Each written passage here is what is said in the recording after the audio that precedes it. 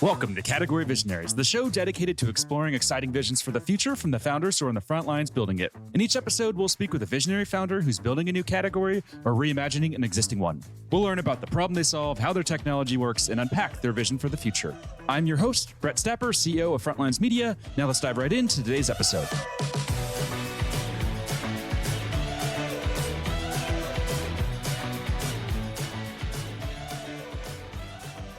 Hey everyone, and thanks for listening. Today I'm speaking with Paul Valente, CEO and co-founder of Viso Trust, a third-party risk management platform that's raised $17 million in funding. Paul, thanks for chatting with me today. Yeah, Brett, I'm delighted to be here. Yeah, so to kick things off, can we just start with a quick summary of who you are and maybe just a bit more about your background? Yeah, so Paul Valente, CEO and co-founder of Viso Trust. Prior to founding Viso Trust, I was a career security professional and technologist. I got to start really at a young age, orienting the family businesses for both of my parents that were running small businesses at the time, and just continued in technology. Got my start in security really around 1999.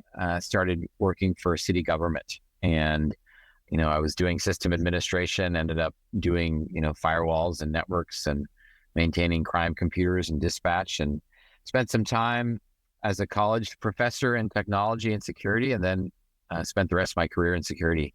Most recently was the CISO at several organizations, including Restoration Hardware, Lending Club, ASAP, before founding Viso Trust in early 2020.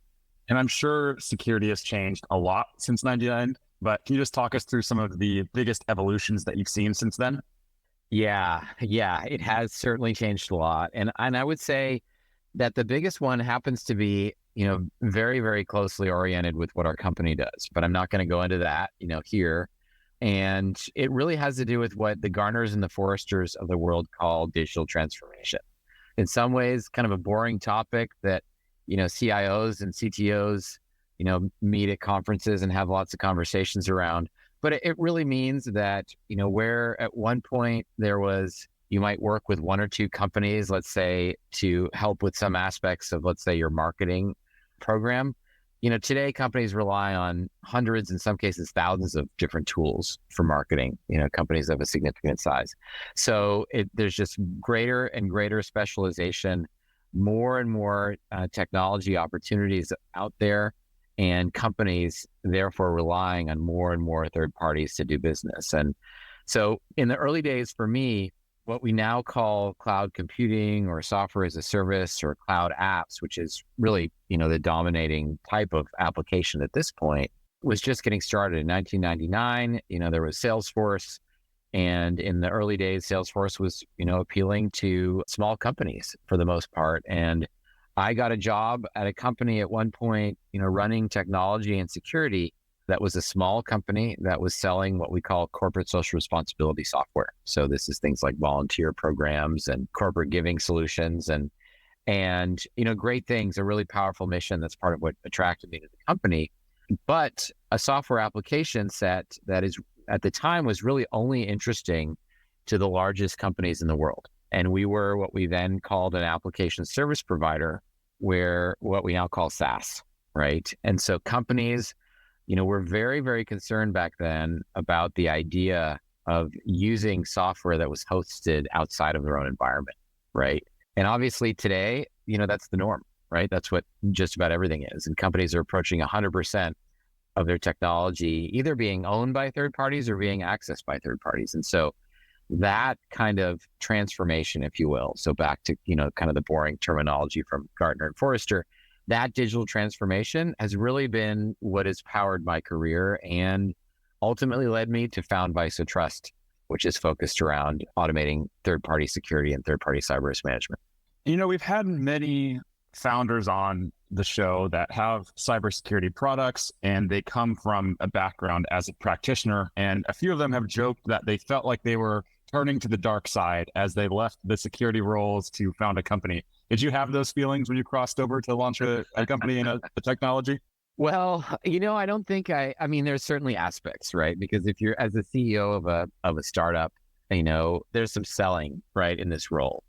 But, the fact is there's some selling in your role as a CISO and as a security professional too. And, that has to do with, with being able to represent value and focus on really what matters for the people you're speaking to, right? And focusing your message around that. And so I see it as a pretty logical evolution. I would say that as a security professional, rising through the ranks, if you will, to become a CISO, that aspect was, kind of a key aspect of that evolution, right? You're representing ideas. Your ideas have implications that aren't always positive in every way for a business or for a program.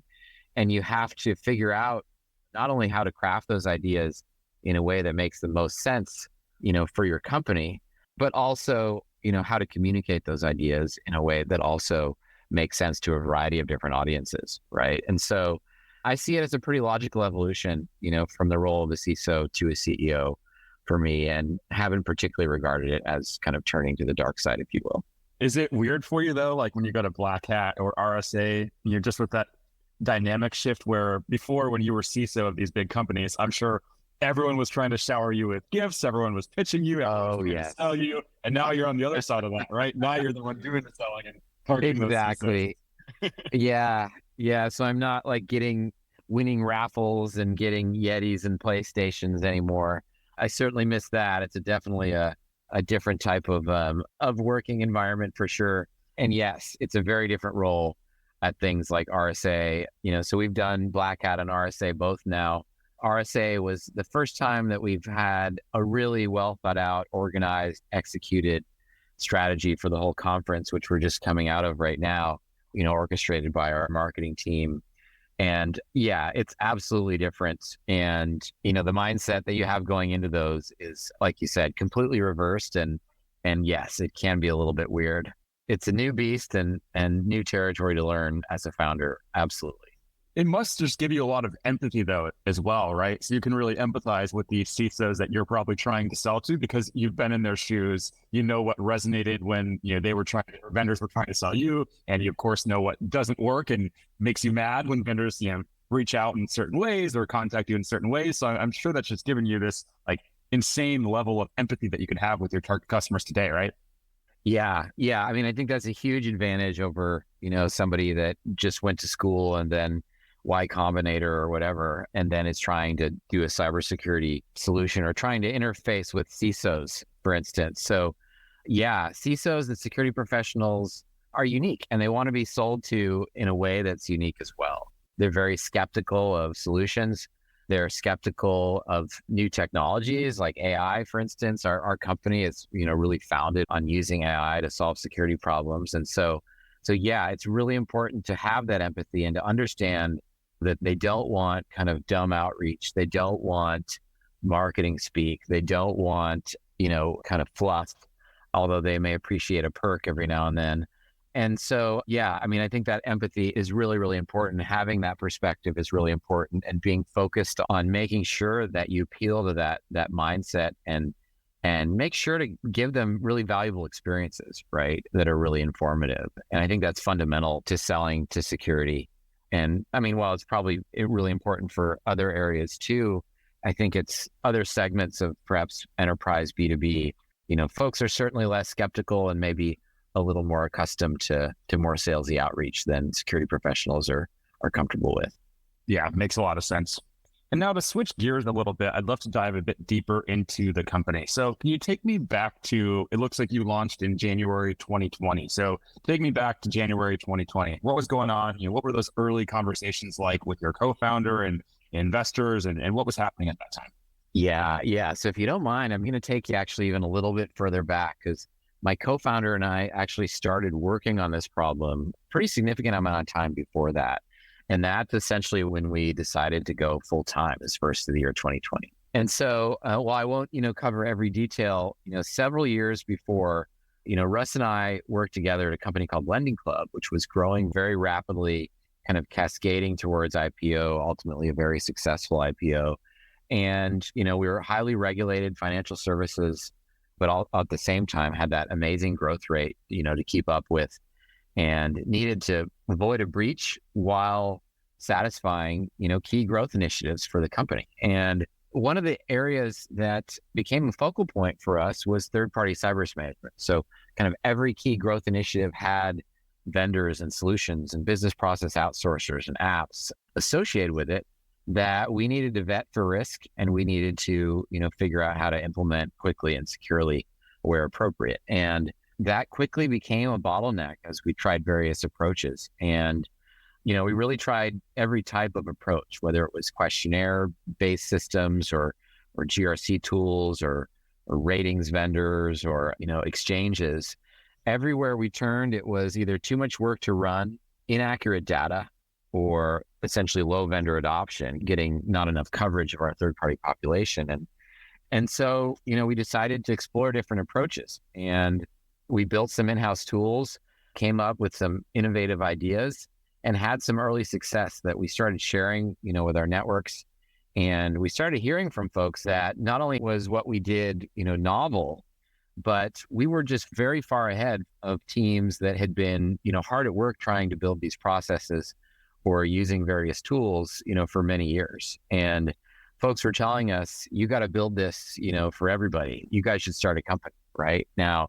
My co-founder, moved out to the West Coast from Atlanta, where he was working for Dell SecureWorks, not only to join the team at Lending Club, but ultimately that was his interest, right? I'd had experience, working in small business environments and running side hustles here and there, but I'd never done or really investigated the venture-backed model. And so that became, a topic of discussion for us. We started, dedicated time, nights and weekends to what would become Viso Trust. We started with building prototypes and started building AI models. We filed patents, and we interacted with actually over 300 CISOs, leading roundtables around the country in order to kind of further research and further foster ideas and get feedback. And really our work at ASAP, which, we led the security program and built the security program at ASAP as the first dedicated security leadership there, now a unicorn out of New York. And there we got to work with, shoulder to shoulder with one of the best AI research teams in the world. And so that was really a chance to further our AI knowledge and our ability to solve security problems with AI. And that was kind of the final galvanizing experience and missing piece, if you will, for us. And we went full time, as you said, first of the year 2020, started fundraising and did our seed round middle of that year. And within, 45 days or so, had launched a production platform and started booking revenue. Wow. And could you give us an idea of any growth numbers or adoption metrics that you can share just to demonstrate some of that traction that you're seeing today? Yeah. So we've got over 35 large enterprise customers at this point. These are companies, typically around 5,000 is the average, but companies above 10,000 in employment as well, and kind of lesser concentration below 1,000 in employment, but a handful of customers on that side too. And we've just seen amazing growth. Our platform is underpinned by a network of over 2.5 million companies. And our customers have been able to assess tens of thousands of third parties on our platform. And what do you think you've gotten right? Obviously, there's just a lot of cybersecurity vendors out there today. When you walk the halls of Black Hat or RSA, you really see them. What have you done to break through the noise, or I should say rise above the noise, and really attract that attention of these massive enterprise organizations that every cybersecurity company would probably dream of working with?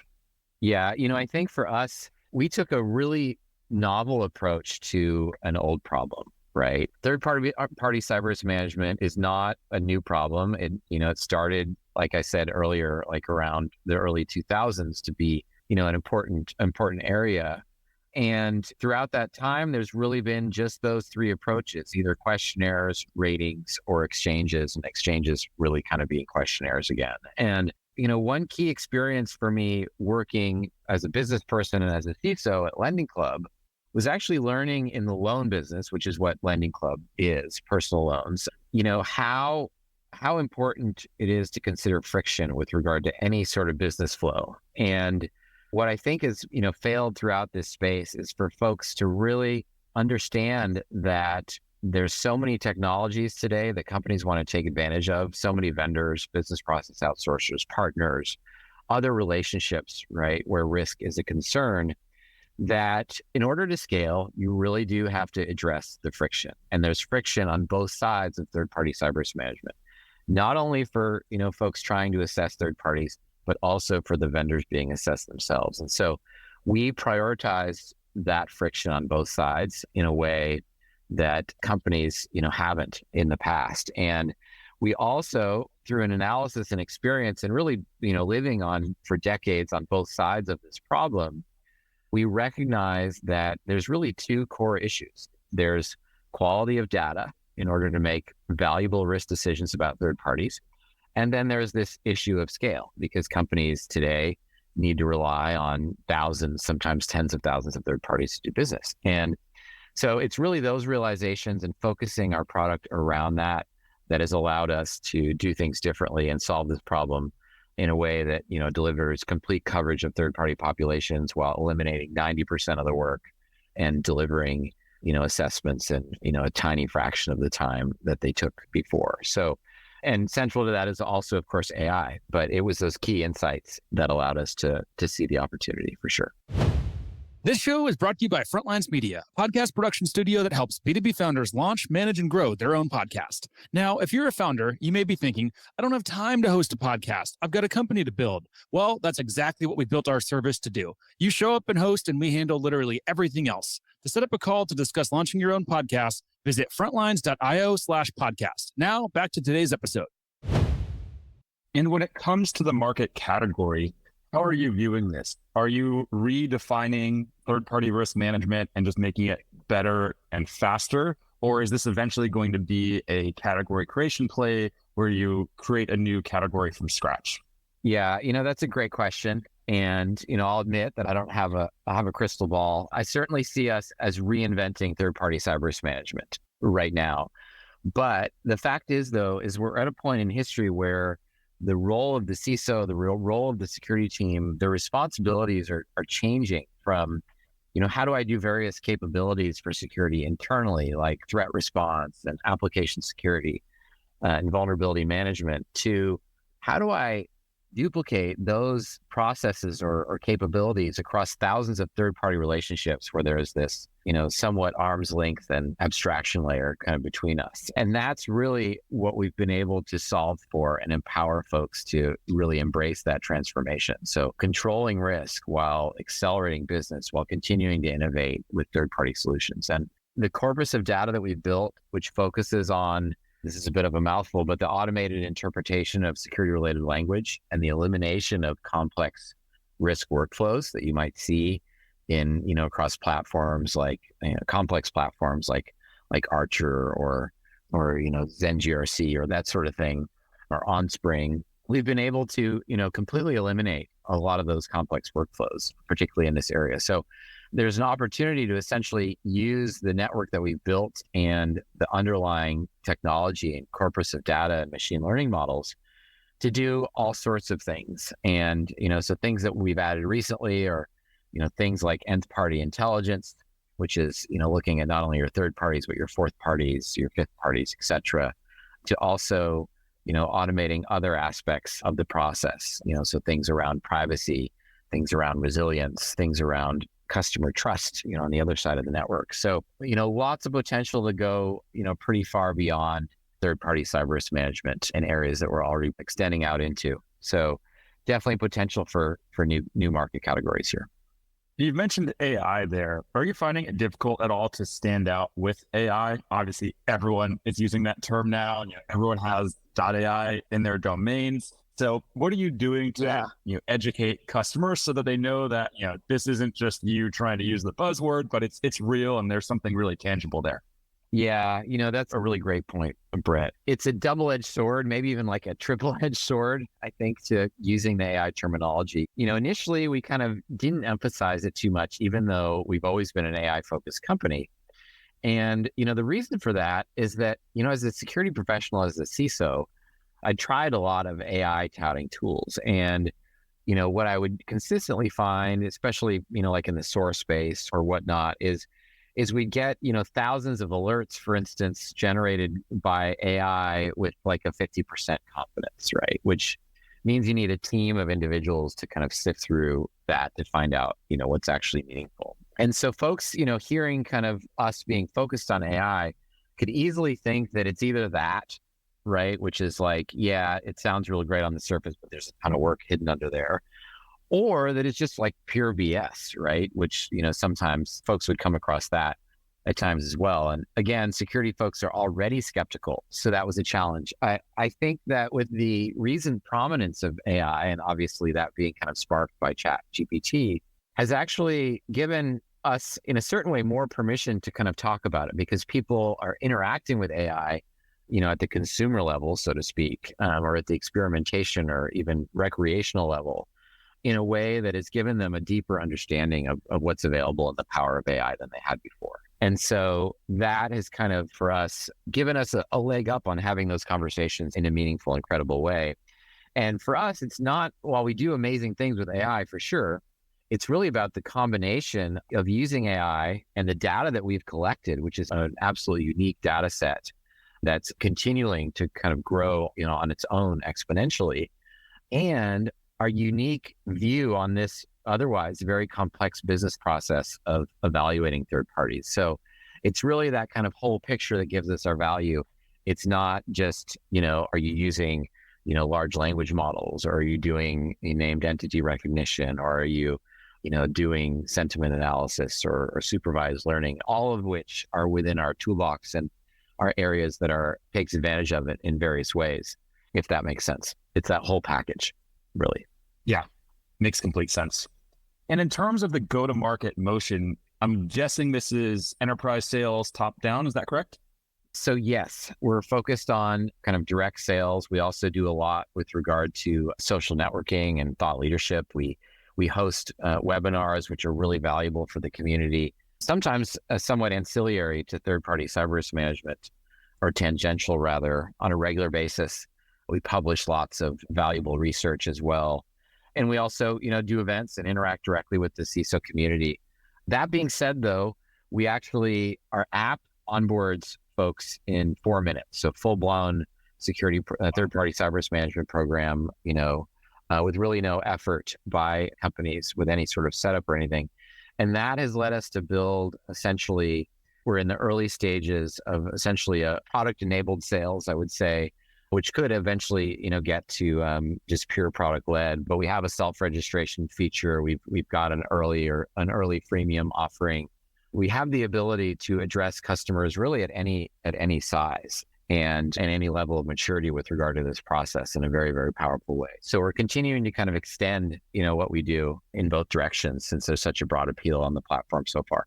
And I'll link to your website in the show notes so that listeners can check it out. But I do want to call it out because it's just beautifully done. I think from a branding perspective, it's just very unique in cybersecurity. A lot of the big sites that I see in cyber, they're kind of scary. It's like the FUD-based approach, like they make your heart race. And it seems like you've taken a very different approach. And I'm guessing that was very intentional and you've been very thoughtful in that approach. Is that fair to say? Absolutely. And thank you. I'm delighted by the feedback. That site was released actually pretty recently, just before our RSA actually, and is the work of our marketing team and other aspects of our team, our designers, some of the same folks that have worked on building the product as well. So we're very, very proud of taking really user experience, very, very seriously from very early on as a company. And it's important for us to provide, experiences for folks that are working on this previously very arduous process kind of thanklessly, to take that experience to heart. So we've tried to do the same with our website as well. And I'm really delighted to hear the positive feedback. Yeah, no problem.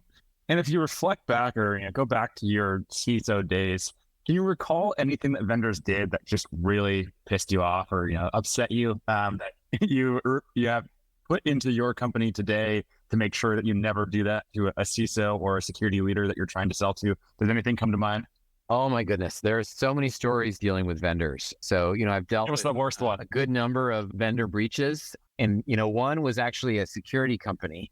Obviously there's limited detail I can share, but they actually had a tool that we were working with that would naturally collect information that might be relevant to a breach or to a security incident. And we actually, had to troubleshoot an area with them, and they ended up moving our data into a test environment for that. And we later got notification, from them, which is the good part, that they were transparent about it, that they had ported that information, accidentally into another customer or other customers' environments. And, obviously that's a breach scenario for us. So, and that sort of story, there's lots of instances, unfortunately, of those sorts of things happening. And kind of telemetry on those things happening is a key aspect of our value prop today. So we're always looking at third-party breaches now. But yeah, that was a particular kind of a bad to worse sort of scenario. We're already investigating a breach and, lo and behold, that leads to a different breach, which that really sucks, right? So yeah, that story definitely stands out. And what about Gartner? So back when you were a CISO, did Gartner have a lot of influence on the vendors that you chose to work with?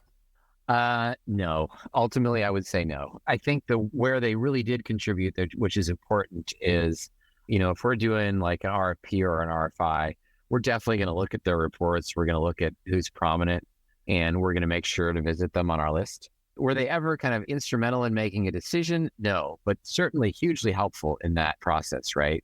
If you need to get a quick idea of, who's out there and, some different aspects to the approaches, those can be very, very useful for sure. But I certainly never got anything from Gartner that kind of like led me to the solution. And I often actually, when reading kind of their analysis on like who's different and why, why folks might be a market leader or not, definitely good information. I found it more valuable as a founder actually, but as a practitioner, it was never really deep enough. And the details that are pertinent to security or pertinent to kind of deep technology wouldn't necessarily really be on the mark anyway. So those aspects were less useful, but there was certainly some use. And, as a founder, I've continued to find the market analysis and information interesting and useful for sure. And final question for you on the topic of you being a CISO. So what's the number one piece of advice that you'd have to a founder who is early stage, just launching their product? If they want to engage CISOs and security leaders, what's the number one piece of advice that you'd have for them? So I think the most important thing is to start engaging CISOs and security leaders and folks that will be having their hands on your platform really as soon as possible. Don't wait, till you've built very much. Don't invest much in building until you've gotten really, really a lot of feedback. And, use the fact that, you've got an idea and that it's early and that you want feedback as a way to essentially build your network, as well as obviously collect that feedback. There's a lot of CISOs out there that are actively interested in contributing ideas and seeing those ideas, kind of come to light. And there's also lots of them that are hoping that those things will pan out into advisory relationships. Lots of CISOs engage in advisory relationships. And so you can use that not only to help craft your approach and validate your hypothesis, but also over time, as you do start building, you're going to keep using those relationships. And some of those are going to end up, being the folks that you close, early deals with. So I'd say, engage CISOs and security leaders, as quickly as possible. Take advantage of some of that goodwill out there of those folks wanting to leverage their ideas and their expertise to get that feedback and build relationships as quickly as possible. Wow, that's super, super useful advice for any founders listening in. Now, final question of the interview before we wrap. Let's zoom out into the future. So can you paint the 3-year picture and that high-level vision of what the company is going to achieve over the next, let's say, 3 to 5 years? Yeah. So I mentioned a little bit earlier about that transformation of the CISO from internal capabilities to how do I do these across thousands of third parties. And for us, that means, kind of powering the corpus of data and network to continue to grow and allow us to address more and more use cases, driving towards ultimately becoming the de facto standard for business transactions and the largest global provider of cyber risk intelligence on the planet. That's really what kind of this model of the flywheel of the network and the AI-based approach, allows us to focus on. And, for us, that means solving bigger and bigger problems for companies, enabling, marketplace opportunities for security providers within our network that can help vendors better appeal to their customers, which is what's really happening in the ecosystem that our platform creates, and to continue to solve problems and help secure entire ecosystems, across the globe. So that's really, what we're inspired by and what we're focused on and building, what will become a household brand as far as cybersecurity is concerned. Amazing. I love it. Paul, we are up on time, so we're going to have to wrap here. Before we do, if people want to follow along with your journey as you continue to build and execute on this vision, where should they go? Yeah, so definitely follow us on LinkedIn. Follow me on LinkedIn. We do lots of exciting outreach and updates there.